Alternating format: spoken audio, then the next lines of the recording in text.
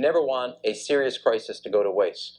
The Anarcho-Christian Podcast, evaluating the relationship between the Christian and the state. Give us a king to rule us when you're gone. His life's work had been to help the people understand it's not the role of a man to rule over other men.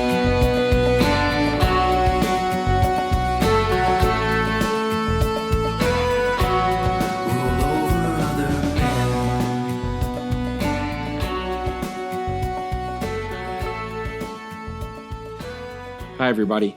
Welcome back to the show. Today, I wanted to record an episode that might be a bit of an encouragement for you. I know everyone could use a little bit of that after the last few weeks. As you all know, the coronavirus, aka COVID-19, is becoming a bigger and bigger issue and a scare in the United States, which is where I believe the majority of the audience is from. But regardless, it is a global issue. It took a few months for the panic and precautions to really set in here in the States, though. But by the time I'm recording this, almost all sporting events and concerts have been postponed or completely canceled. These sorts of precautionary measures have been met with a mix of approval and disdain.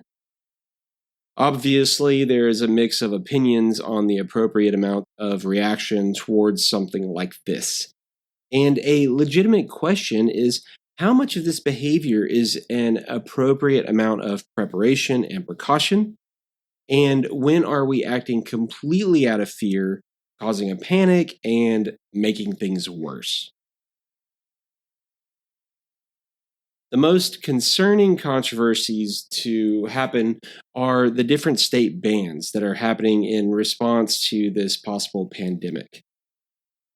At what point are we to be concerned with the overreach of the state for our safety?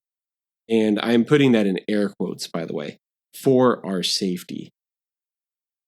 Federally, flights have been canceled, and local governments are shutting down events or limiting attendance for groups ranging from 50 or more people, closing public schools, and shutting down dining in at restaurants and bars. Things are changing daily, but as of this recording, we had several states of emergency declared: Illinois, California, Ohio, Oklahoma, and New York have all followed CDC recommendations with closing restaurants and bars and other various things. Now, we've had these epidemic scares happen before, but this happening right now seems like a drastically larger response than anything I can remember.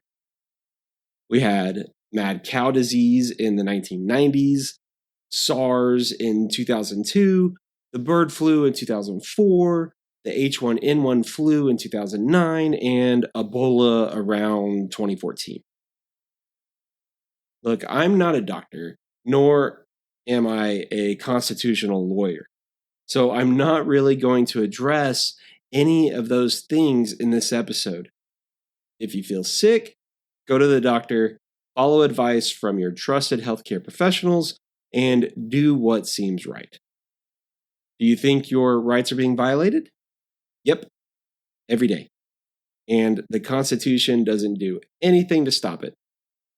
So there's my take on the constitutional and medical situation around the coronavirus. But what I would like to talk about today, where this is hitting closest to home and maybe the sorest part of this controversy, is the mandatory canceling of church services. And this is where I'd like to spend the majority of our time, and again, especially to bring some encouragement to you.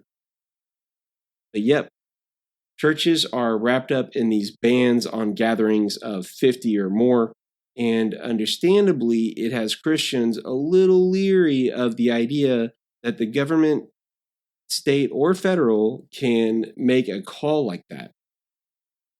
People don't necessarily pay attention to private businesses, even if they should.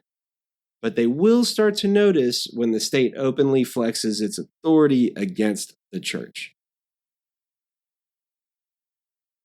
First, I have to say I'm all for people or companies or organizations self-quarantining, self-regulating, and making decisions for themselves to take on the risk or avoid it altogether.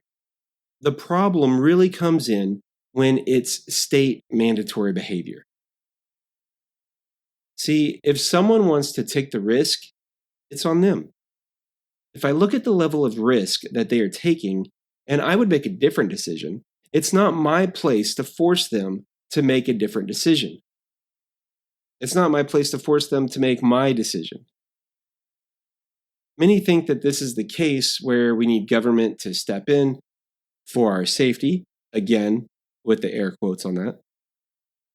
So just one example, and I like the way that Reason Magazine put this, is how the New York Times reported officials at the Food and Drug Administration, the FDA, and the Centers of Disease Control and Prevention, the CDC, stymied private and academic development of diagnostic tests that might have provided an early warning and a head start on controlling the epidemic that is now spreading across the country. But nonetheless, the thought is, without the government making these decisions for us, we would have mass outbreak of this disease. This is probably most evident in Italy, where we have seen pretty much the worst case scenario. From what I understand, they were late to the testing of patients and late for government intervention, but had to quickly go on lockdown when the rate of deaths and infections just multiplied exponentially in a very short time frame. But then there's South Korea, where the government stepped in hard with its lockdown, and we see a very low mortality and infection rate.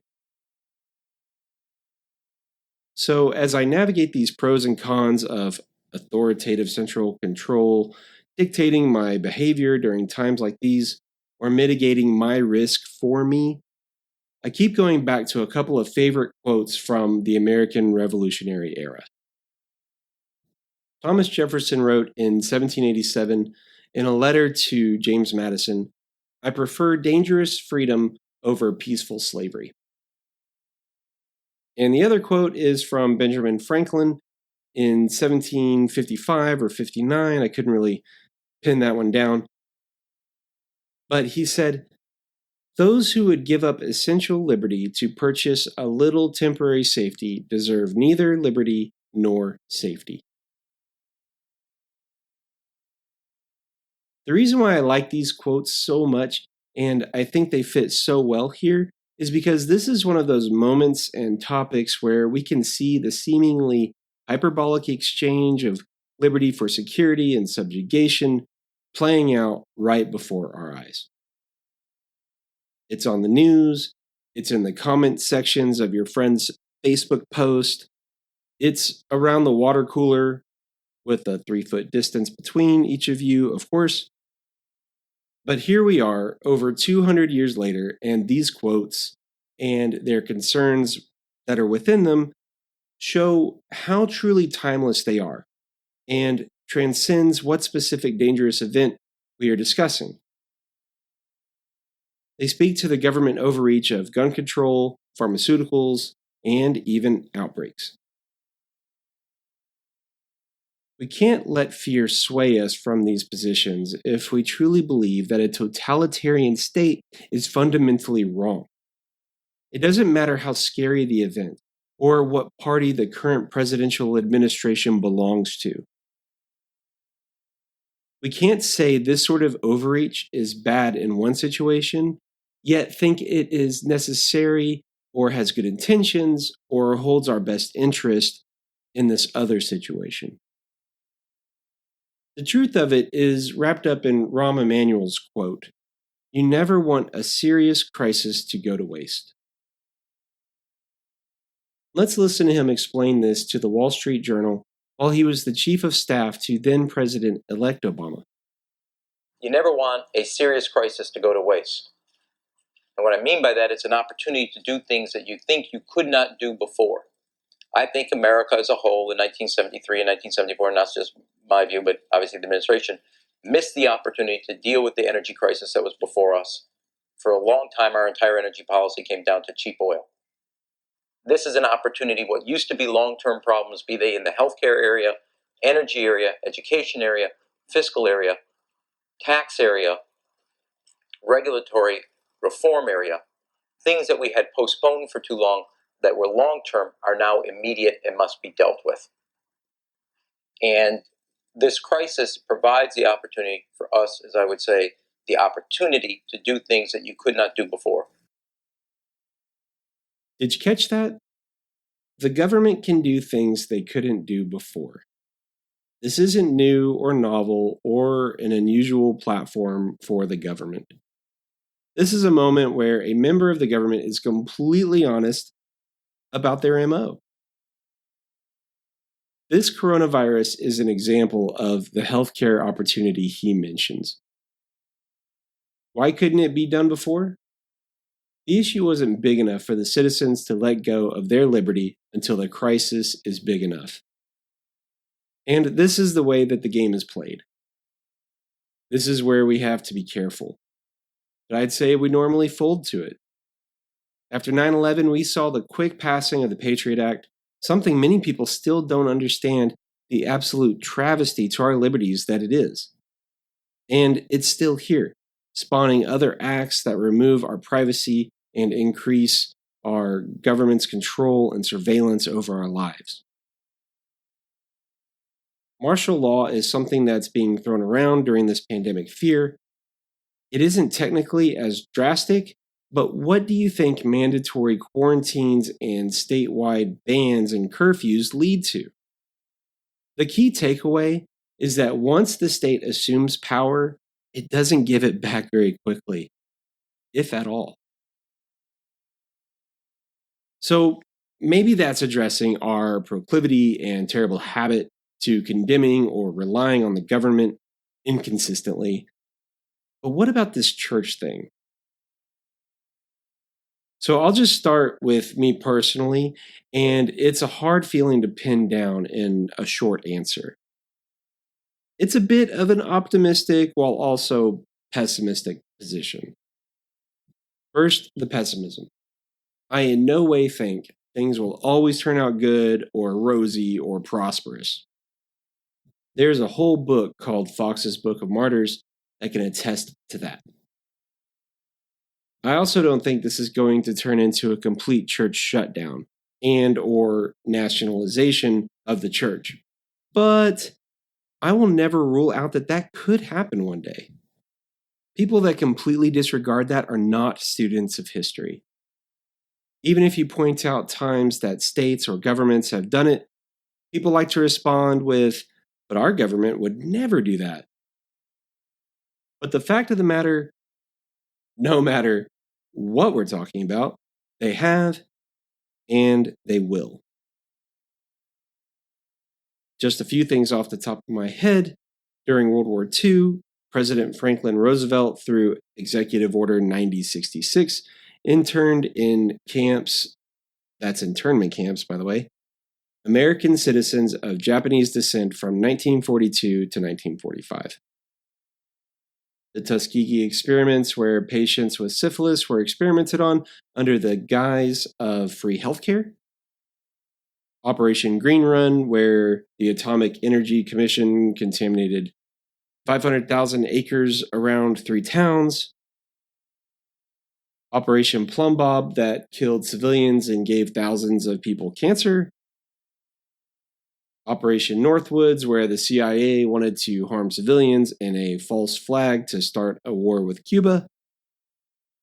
Operation Paperclip, that put Nazi scientists into high-level government programs.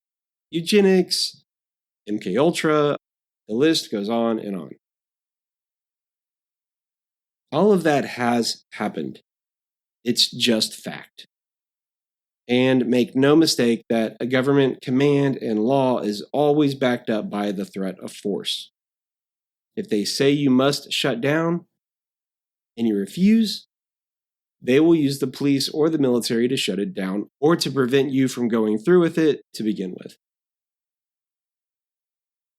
And this isn't fear-mongering. This is just the way it works. But by now you might be saying, hey, I thought you were supposed to encourage us here. Okay, fair enough. I will get to that part now. So, the optimism. What I'm really optimistic about with the government shutting down churches, temporarily or permanently, is that it will not hinder God's plans for his people. I recorded an episode last year on the remnant. I'll have a link to the show notes in case you missed it. But in that episode, I went over a concept we find in the Bible, and it serves as a very comforting thing in times like these.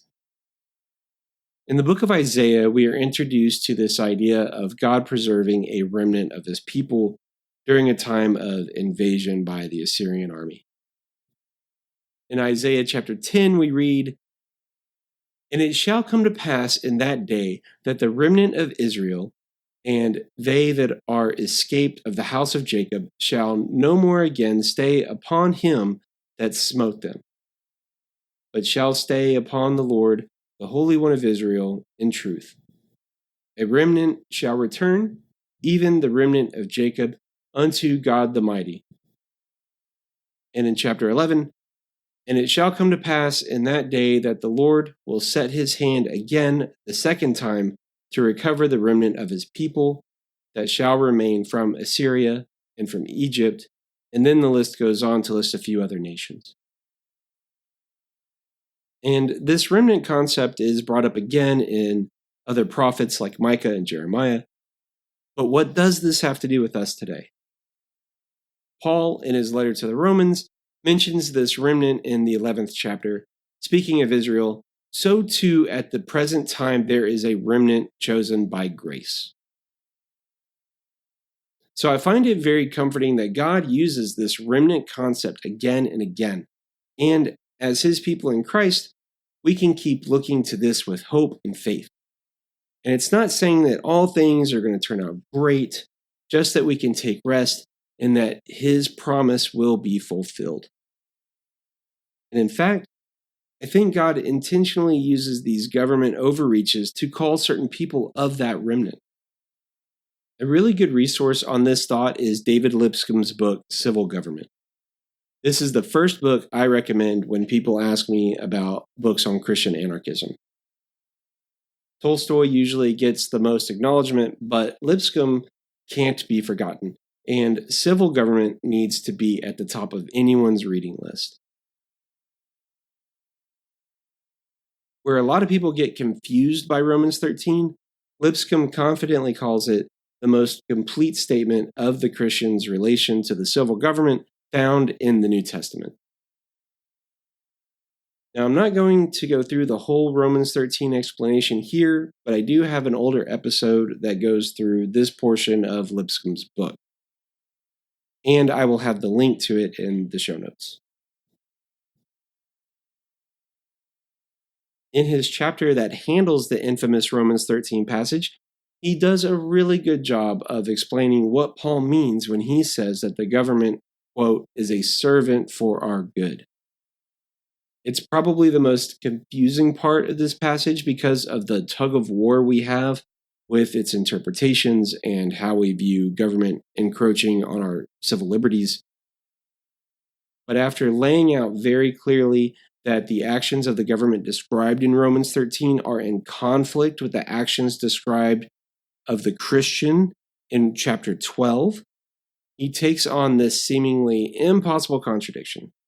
And he says again to the idea that the state is a servant for our good.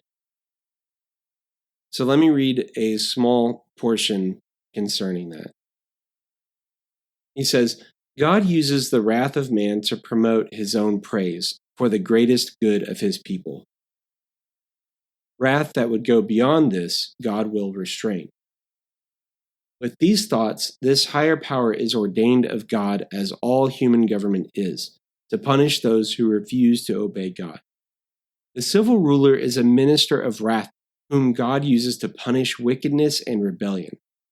The government which he here calls his ordinance is the Roman, in direct line of descent from that of Babylon, through that of Medo-Persia and of Greece. He whom he calls the minister of God is the vile persecuting Nero, with his subordinates. How can he be said to be a minister to thee for good? In that same sense, all things work together for good to them that love the Lord. In the same sense that he makes the wrath of man to praise him, while the remainder of wrath, which would inflict more punishment than would redound to his praise, he restrains. So much of wrath as promotes the true God of God's children, he permits to come upon them. All that would go beyond that, he restrains. In the same sense that Nebuchadnezzar was his servant, that Babylon was his battle axe. Then all the persecutions that came upon the Christians, even in the days of Nero, were needed by the children of God to promote their true and eternal welfare. All the afflictions that were to come upon them were for their good. They are for their good in the courses they pursue, in the position in which they place themselves. In different courses, they would not be needed for their good. And this is where I think it's really important.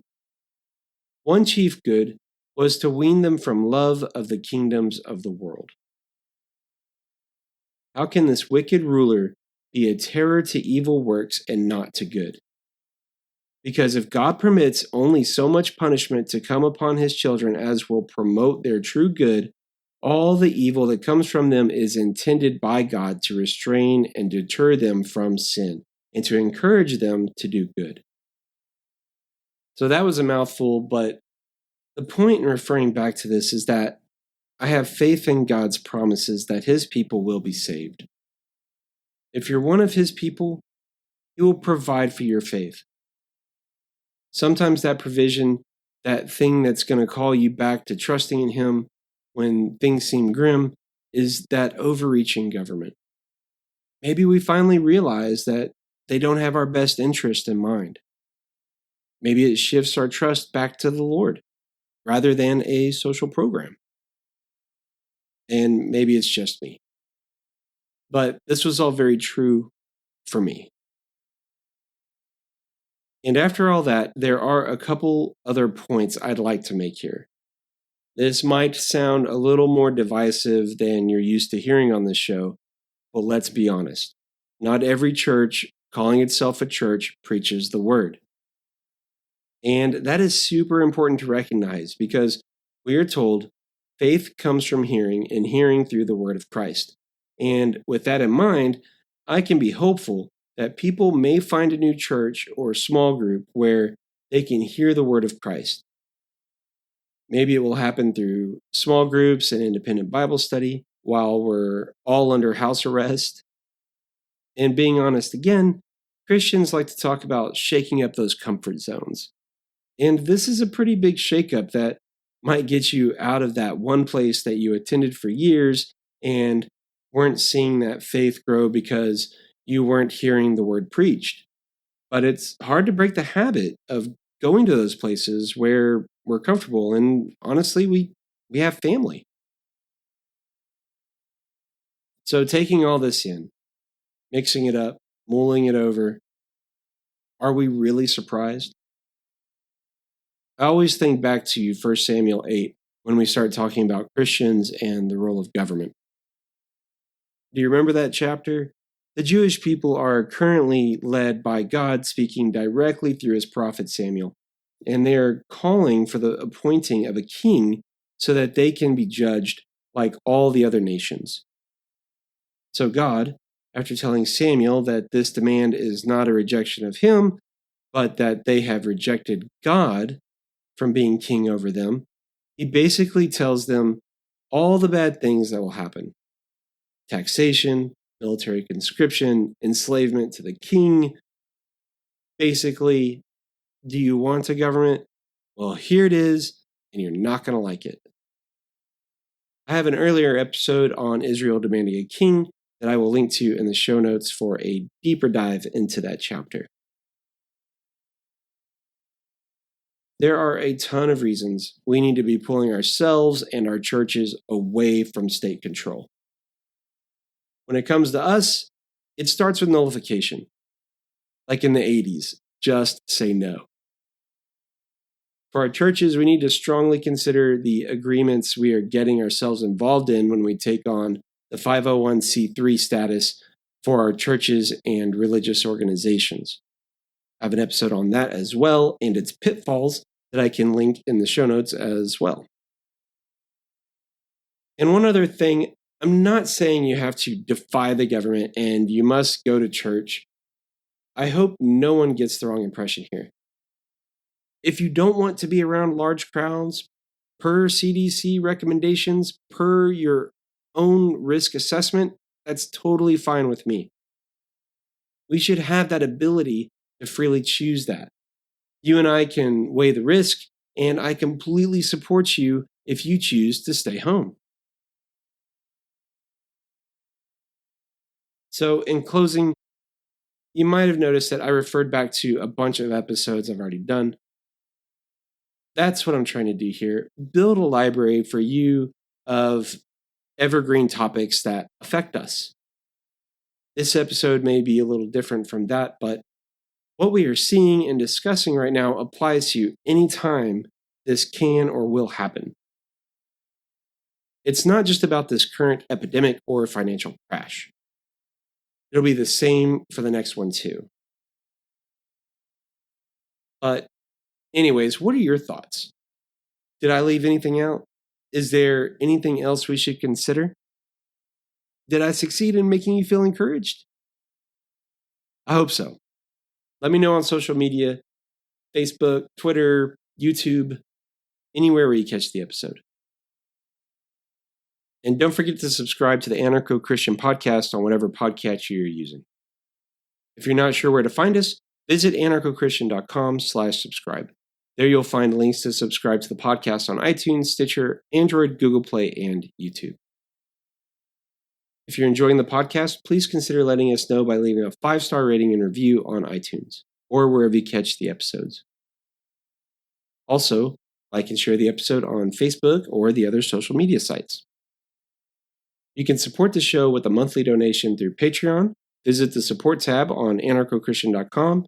That will take you to our Patreon page, where you'll find a few ways you can support us. So I think that's it for today. Grace and peace. No king but Christ. He cried out to God, won't you help them to believe? This power is illusion, the need to rule is greed. Your love and your light is really all they need.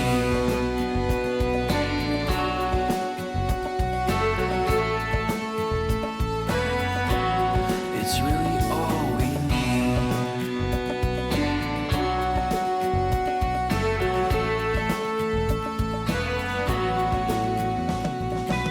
Thank you for listening to the Anarcho-Christian Podcast. Subscribe to our email notifications at anarchochristian.com, like us on facebook.com/anarchochristian, and follow us on Twitter at anarchoxp.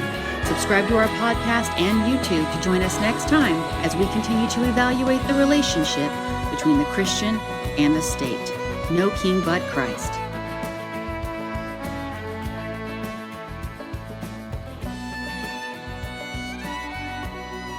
This has been a Pax Libertas Productions podcast. God said there's a season for every single thing. One chief good was to wean them from love of the kingdoms of the world. You never want a serious crisis to go to waste. And what I mean by that, it's an opportunity to do things that you think you could not do before.